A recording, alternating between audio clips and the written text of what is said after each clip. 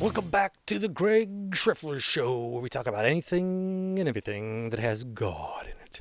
Why? Because we gotta. Come on, man.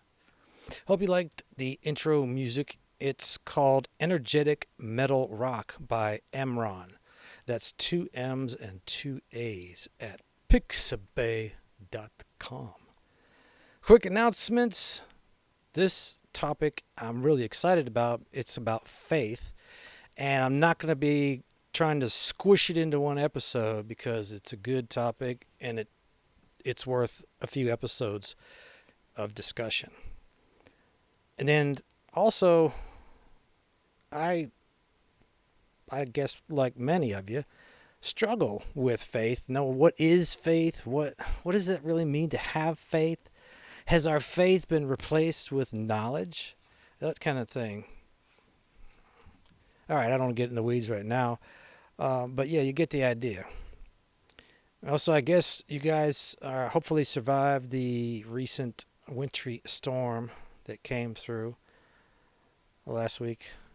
And hope everybody's doing okay from that and recovering well. Supposed to be another one this weekend. Let's see, this is Wednesday. It's supposed to be Saturday, Sunday. So, I don't know. Maybe it happened. Maybe it didn't. But it should be like snow instead of ice this time, so that's okay. I like snow. All right, remember, if you can't watch, listen on your preferred podcast platform. So let's get it going. This is episode 31 of the Greg Schriffler Show, and today we're going to talk about OT faith, Old Testament faith. It is a word we hear often, but how many of us truly understand it or what it looked like before Jesus came? So we're going to go back, way back, to the very roots of faith. Before law, before the temple, before kings, before prophets. How far back? Well, I'm so glad you asked that, okay? Because we're going to go back, what do you think? 2, 3, 4, 5, 6, 7, 8? No, 4,000 years back. We'll see what it meant for one man to leave his homeland with nothing but a promise. For another to obey God even when fear and failure tried to stop him. And for others to act courageously when the stakes were life and death. Hebrews chapter 11 is going to be our guide or our outline, and you'll see how that works in later on. And through that, we'll explore faith of Abraham, Moses, Joshua, and Rahab. Rahab. Yes, that's right, a female.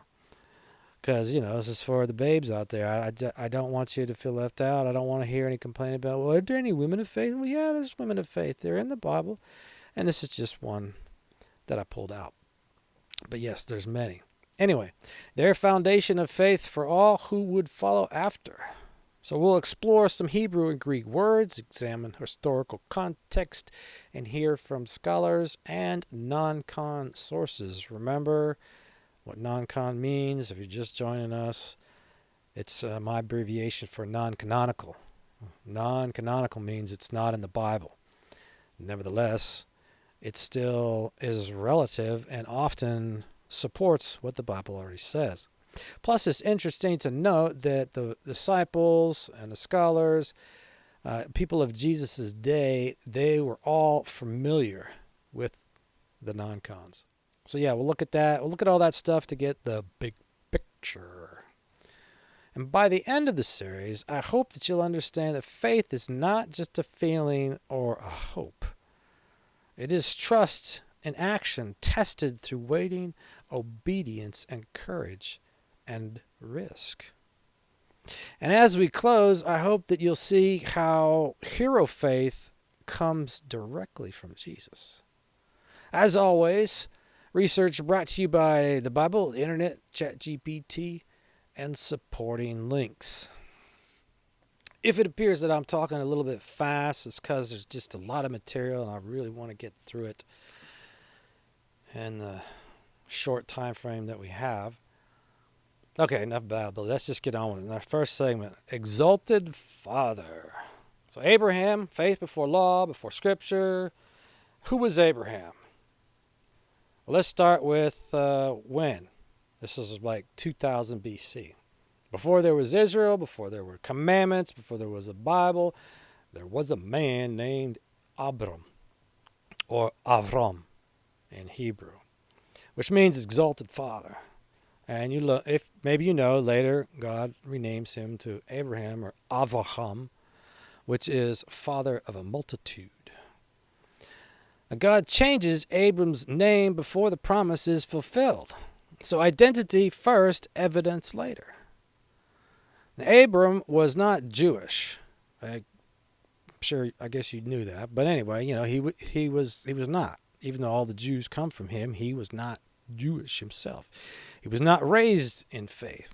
He was a Chaldean pagan from the city of Ur, which is southern Iraq near present-day Assyria, which is an interesting play on words because this was a pagan advanced city devoted to moon god worship. And those names were Nana or Nanas and Sin. So Assyria kind of go to, anyway. So Abram's faith begins in a polytheistic culture. Polytheistic sounds like a big word, but it just means more than one God. So multiple gods. Faith begins here not with Abraham seeking God, but with God seeking Abram, interrupting his life. So let's look at the first scripture, the call. Faith begins with obedience. Genesis 12:1, using the ESV, English Standard Version. Now the Lord said to Abram, go from your country and your kindred and your father's house to the land that I will show you. And, just go. What? I mean, this entire instruction, no map, no destination, no timeline. Faith begins without information? No information or little information, and you have to actually get up and start moving. One scholar says this. This is John H. Walton, a PhD professor of Old Testament Wheaton College. Abram's call represents a complete break from his ancient worldview. To follow Yahweh meant abandoning the gods, the geography, and the identity that defined his life in Mesopotamia. And it's not like he was a child when he left. He's like 70 years old. So as you know, most people are probably pretty set in their 70s. Abram's faith was not merely religious, it was existential. He abandoned everything that made sense to him culturally, spiritually, and socially. Let's look at a non-con insight. Book of Jubilees, chapter 12, verses 1 through 4. Abram separated himself from the idols of his father and began to call upon the name of the Lord alone. I drink alone. This ancient Jewish tradition preserves how early believers understood Abraham. He was a man who rejected paganism before he understood covenant. Let's do a little word study. What faith meant to Abraham.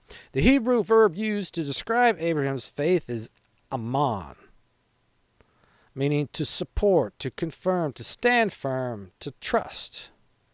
From it comes emunah. Ticking on my beard. Meaning steadfastness, reliability, faithfulness. Faith here is not intellectual belief. It is long-term stability in trusting God. Now this matters because later in the New Testament, the Greek word pistis will be used. And it will carry the same idea forward, but with expanded meaning once Christ arrives. Let's look at some more scripture. Faith counted as righteousness. Genesis 15:6 from the New King James Version. And he believed in the Lord, and he accounted it to him for righteousness. So at this point, Abram has no Bible, no law, no rituals, no nation, no proof. What kind of faith you got? Yet God declares him righteous based on trust alone. Let's look at another scholar insight. Michael S. Heiser, PhD in Hebrew, Bible, and Semitic languages. Abram's faith is remarkable precisely because it exists without institutional support.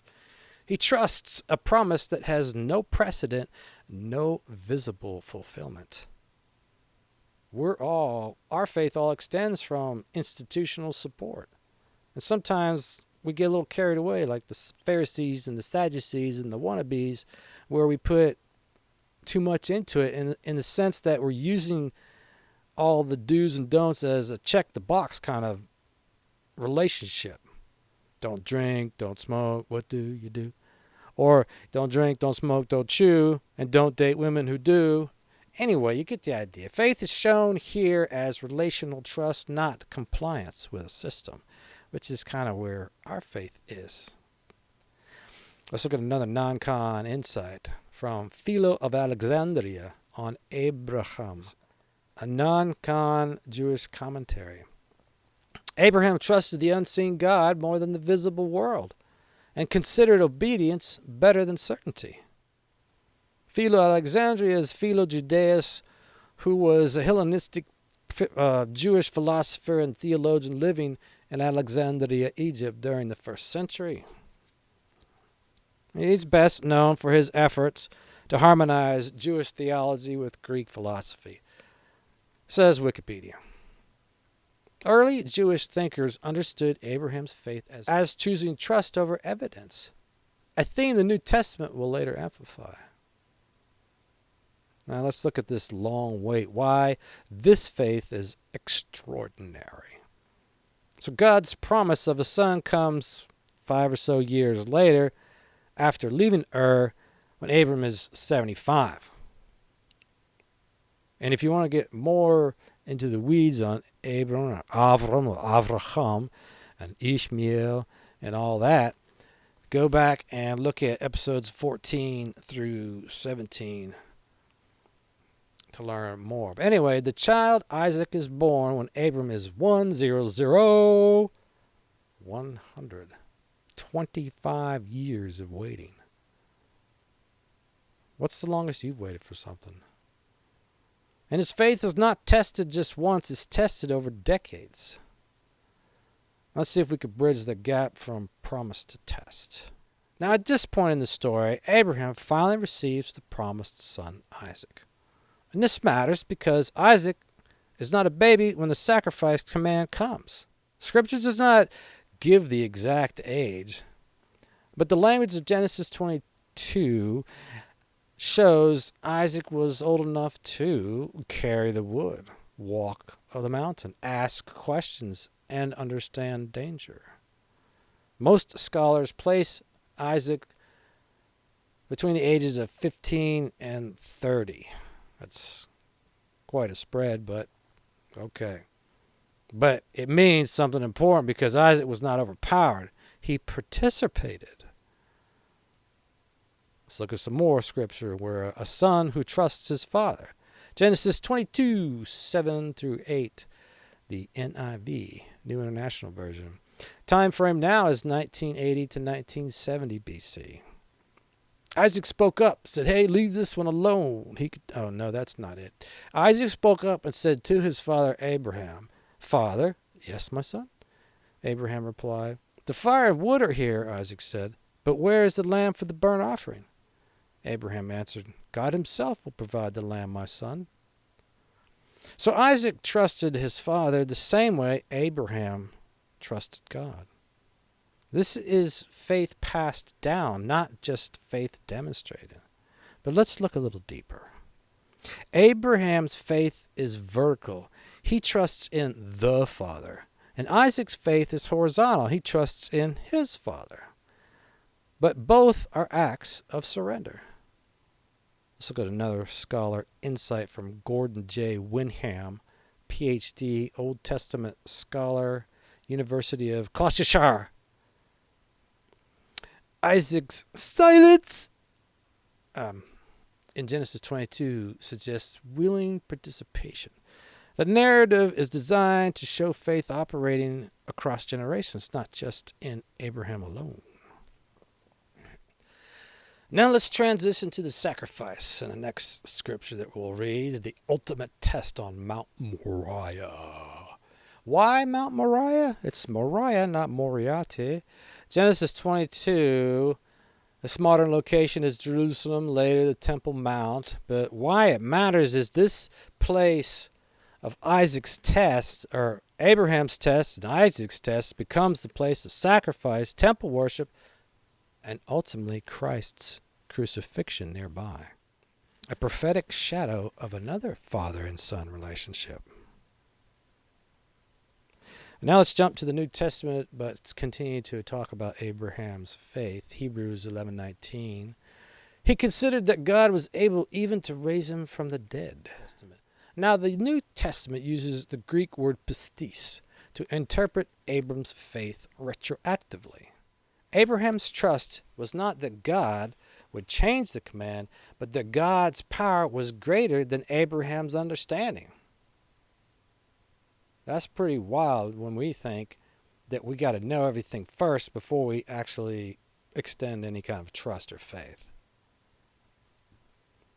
Let's look at another scholar insight from F.F. Bruce, Ph.D., Reliance Professor of Biblical Criticism, University of Manchester.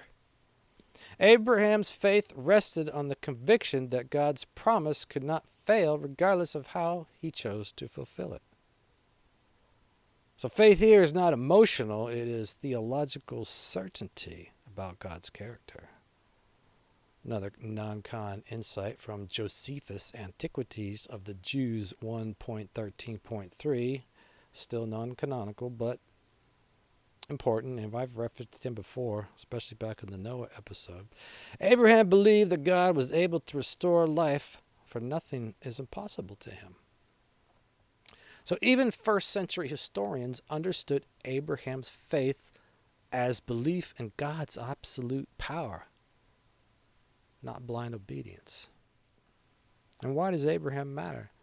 Abraham shows us faith before religion, before scripture, before law, before structure. I can't emphasize that enough. He trusted God's voice alone. And that's why Hebrews 11 probably mentions him and starts with him, or maybe it's because chronologically it starts with him. But either way, why every later discussion of faith builds on this foundation. Abraham was not perfect, though. Don't think to yourself, well, he's perfect, that's why he could do what he did. No, he's not perfect, and Scripture is honest about that.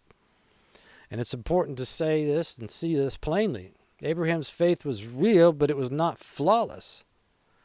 When God's promise seemed slow, Abraham tried to help God. And that decision produced Ishmael in Genesis 16, born of impatience rather than faith. Let's look at Genesis 16:2, where his wife Sarah says, "Go into my servant or my maidservant Hagar. It may be that I shall obtain children by her." Okay. The single moment of self-reliance creates a division that still echoes through history. And like I said, to learn more, check it out at episode 14. And there's the episode image. Faith can be genuine and still be mixed with human weakness. Why does that matter? Because Abraham teaches us faith grows over time. Faith can fail and recover. Faith can be passed down. Faith does not require perfection. And I love this line. God does not choose perfect people. He perfects people who trust him. All right, next segment. Moses. Now we're at 1300 BC. Faith that walks away from power. Now the name Moses, Moshe, drawn out. This is in Exodus chapter 2, verses 1 through 10. Why Moses matters, because by the time we reach Moses, the world has changed. We're looking at roughly 700 years. Abraham trusted God without law. Moses must trust God against an empire. And not just any empire. The descendants of Abraham are now enslaved in Egypt, the most powerful civilization on earth at the time. Egypt then was world superpower, advanced military, religion, medicine, engineering. Egypt today, modern nation of Egypt in North Africa. But Moses is raised in the palace of Pharaoh. He's educated. He's privileged. He's combat taught. He's powerful. Interestingly, he is told who he was. Probably because he needed to understand he had no claim to the throne. He is not Egyptian. And his mom, his Egyptian mom, was probably very honest with him, which is pretty cool. But anyway, he grows up in the palace and the lush, plush niceties of the wealthy over all the other little people. Do you think it was arrogance that caused him to kill the Egyptian? Now, I know later it says that Moses was the most humblest of men of all. So I don't know what to make of this, but it's just a theory that I might have. That it might have been a little arrogance on his part to think of doing this, because he was out wandering around one day and he came across an Egyptian beating a Hebrew, and he looked, well, let's just read it. Looking this way and that and seeing no one, he killed the Egyptian and hid him in the sand. Exodus 2:12. Why does that matter?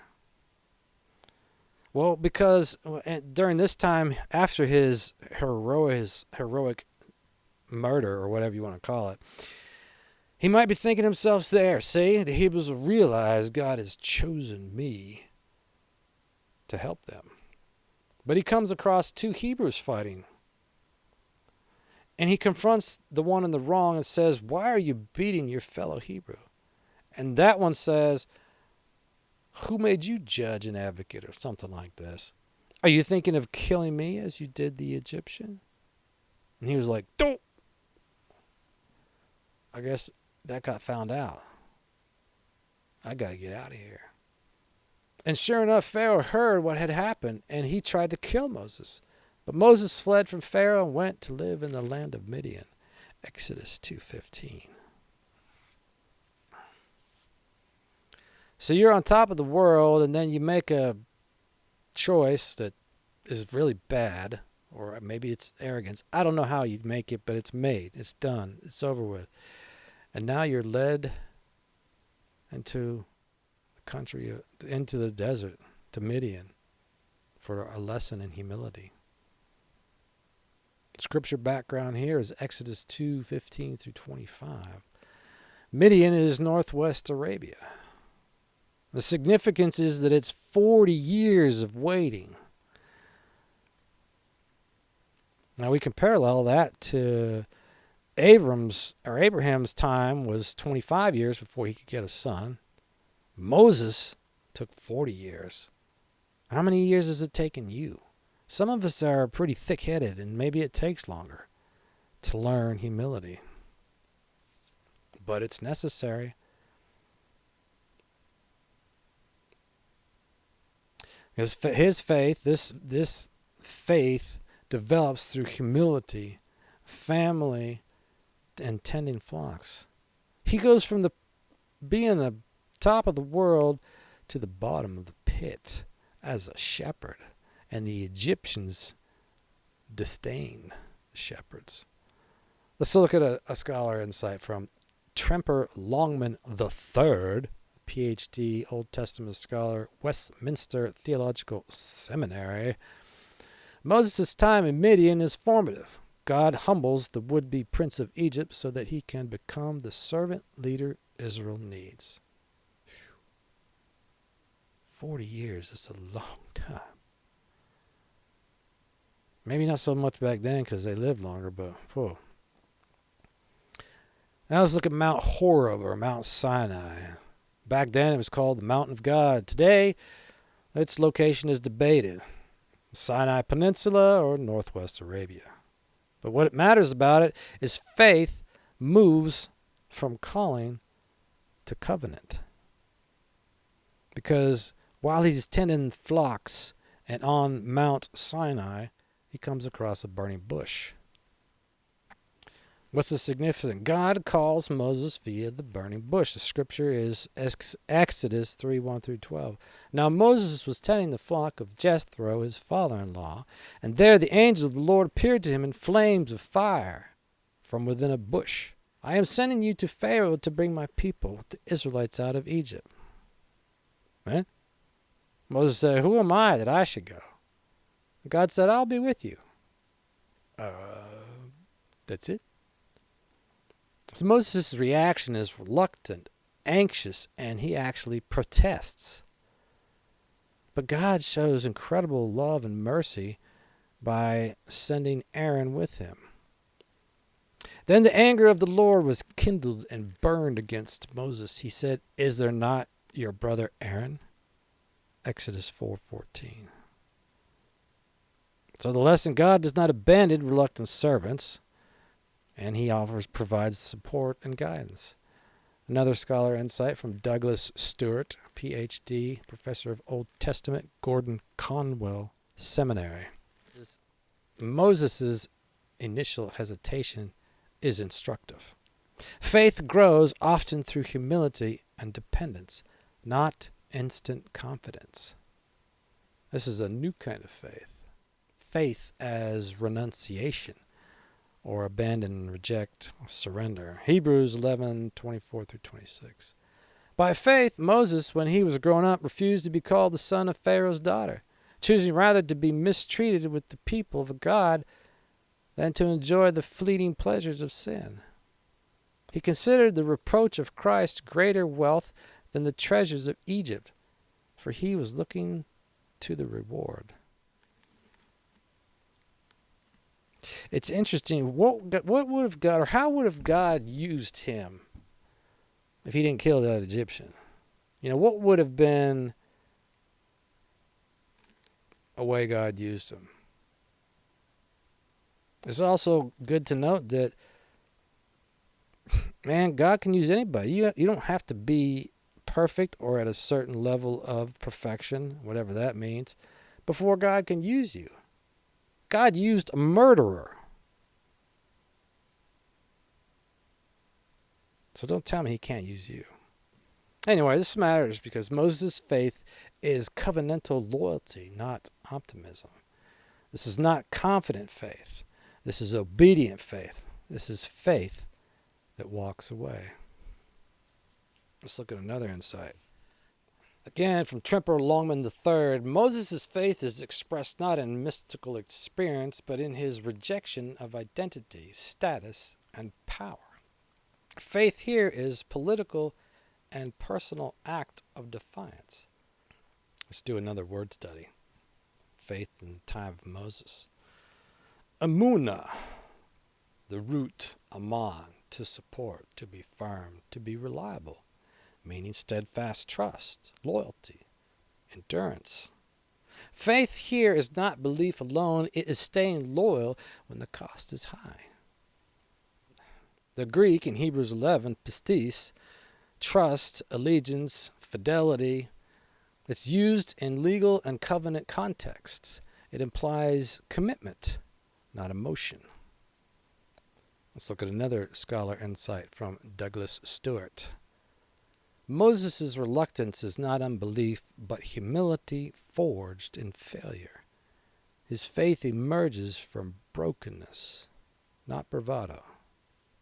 Another non-con, the Book of Jubilees, chapter 47, 9 through 10.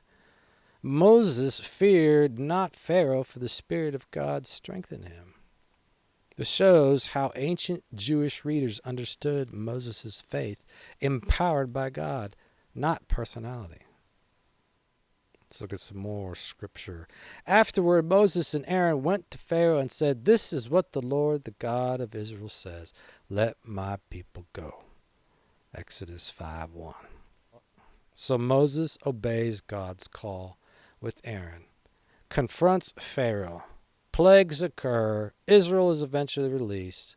The theme is faith in action, under threat, obedience tested repeatedly.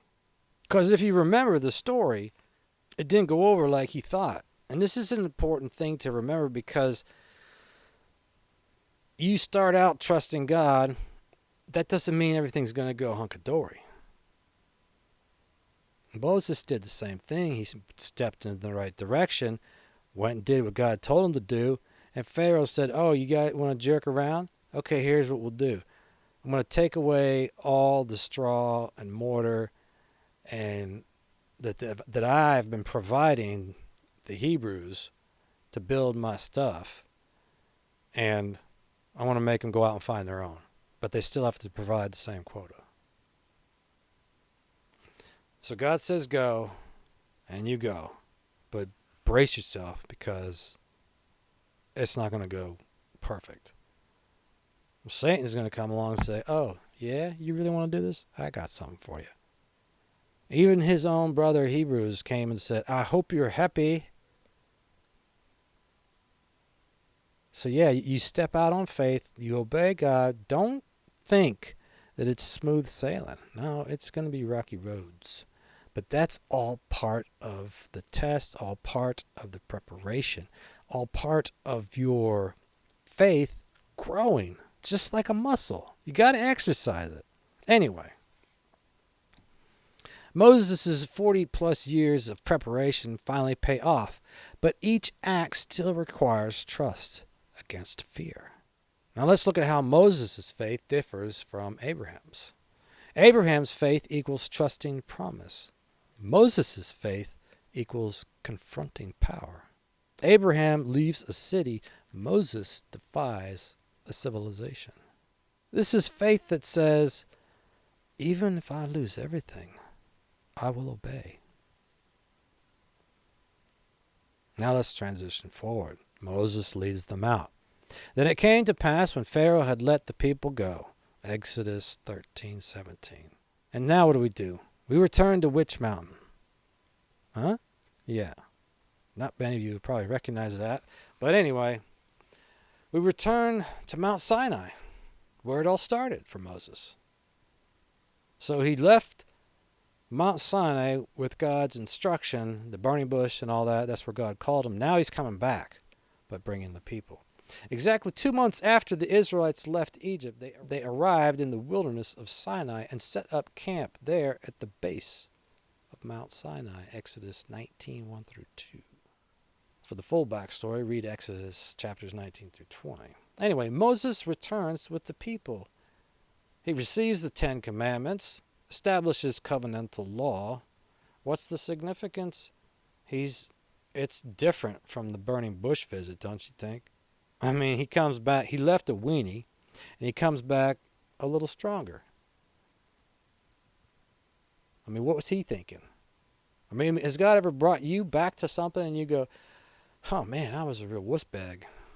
But man, God sure has brought me thus far and really increased my faith. Have you had those experiences? Anyway, now faith is corporate, responsibility laden. God demonstrates Moses' maturation, his maturing. He can lead a nation, not just obey individually. Do you think he got the I'm back on top idea or feeling? Yeah, I'm back on top. Finally, after all those years of being a lowlife, I'm back on top of the world. I'm God's servant. I've parted the Red Seas. I've seen what God can do. Let's look at Numbers 20, verses 7 through 12, where Moses strikes the rock instead of speaking to it. Take the staff, and you and your brother Aaron assemble the congregation, and speak to the rock, that it shall yield its water. Numbers 20, verse 8. NASB, National American Standard Bible. So Moses took the staff from before the Lord, just as he had commanded him. Verse 9. Great. We're off to a good start. He summoned the assembly in front of the rock. Good. Verse 10. We're moving along very well here. Then Moses raised his hand and struck he struck the rock and water came out abundantly. Verse 11. Well, this is interesting. Not only did he disobey God, but God allowed water to still come out. This teaches us that even mature faith is susceptible to error. And as we all know all too well, choices have consequences. Maybe you're asking, well, why did God let water come out when he was disobeying him? Because that's the choice. If water didn't come out, what choice did Moses make? Or did he have? God lets you make dumb choices. But he doesn't take away the consequences. You can be forgiven, but you still need to man up to the consequences. But the Lord said to Moses and Aaron, since you did not trust in me to treat me as holy in the sight of the sons of Israel, for that reason you shall not bring this assembly into the land which I have given them. Verse 12. The consequence here? Denied entry into the promised land. Yes, God forgives, but consequences remain. Faith does not make one perfect. Let's look at Moses' ultimate faith and reward. We can jump up to the New Testament in Matthew 17, 1 through 3, because Moses did make it into the promised land finally. Huh? Getting ready to show you here. Just then there appeared before them Moses and Elijah talking with Jesus. So this is the Transfiguration. Matthew 17:3. So he's there. He's in the promised land now. He's talking with Jesus and Elijah there. So despite flaws, God's plan prevails. Moses' faith is honored. Let's look at Tremper Longman III's scholarly insight. Moses exemplifies persevering faith, humanly flawed, yet divinely used. He finally made it. Now let's transition to Joshua. Moses completes his journey. Responsibility falls to Joshua, where faith becomes obedience in motion, marching, conquering, and trusting God when logic fails, and doing things that don't always make sense, like march around a city for 7 days. Next segment, God saves. Joshua and Rahab, faith in obedience and risk. So now we're at 1300 BC. The name Joshua is Yehoshua. Yehoshua. Something like that. Meaning the Lord is salvation, or God saves. Numbers 27:18 through 23. So the Lord said to Moses, take Joshua, son of Nun, a man in whom is the Spirit, and lay your hands on him. Have him stand before Eleazar the priest, the entire assembly, and commission him. So Joshua is Moses' aide and successor, trained in leadership and faithful obedience under Moses for how many years? Yep, 40 years. The big 40. Faith is now actionable obedience, not just personal trust. Again, Tremper Longman III says, Joshua represents faith translated into decisive action. He inherits the mantle of leadership, showing that faith is often exercised in the life of others as well as in oneself. Are you passing on your faith? Whether that's good or bad. Crossing the Jordan. Initial acts of faith. Joshua 3:14 through 17. So when the people set out from their camp to cross the Jordan, the priests carrying the Ark of the Covenant went ahead of them. The priests who carried the ark stood firm on dry ground in the middle of the Jordan, while all Israel passed until the whole nation had completed the crossing.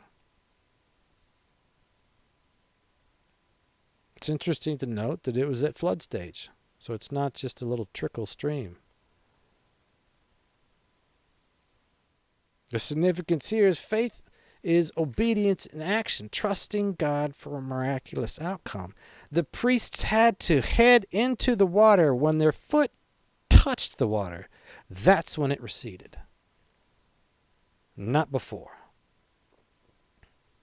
Do we have faith like that? No, usually we'll pull up a lawn chair and wait for the water to recede before we go out into it, won't we? The waters stop. God validates Joshua's leadership and the continuation of Moses' faith. Let's look at our Hebrew word study. Faith, emunah, steadfast trust, now expressed as national obedience and courage, not personal trust alone. In the Greek, New Testament Hebrews 11, pistis, loyalty, fidelity in action.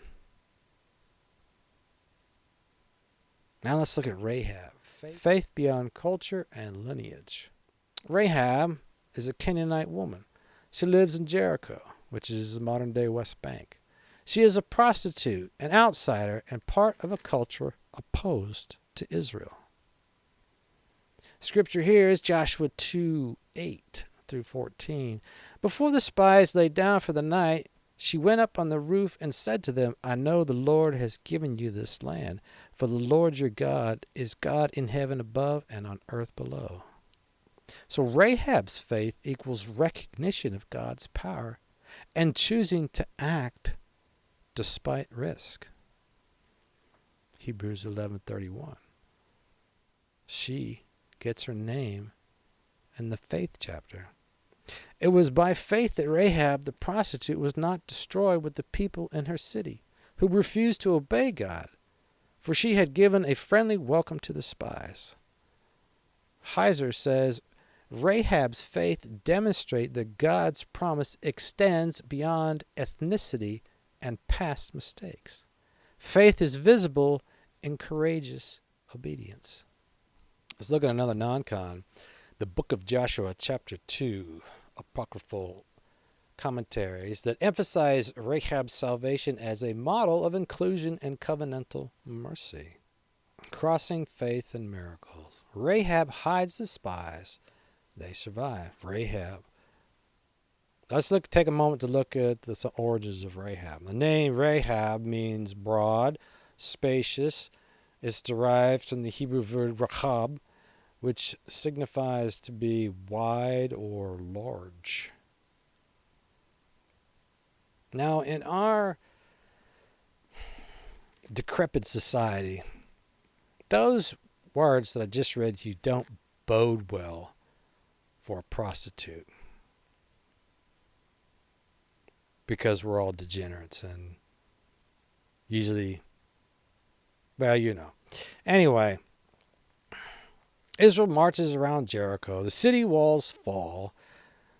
Joshua 6:20. When the trumpets sounded, the army shouted, and at the sound of the trumpet, when the men gave a loud shout, the wall collapsed. The people charged straight into the city, and they took it.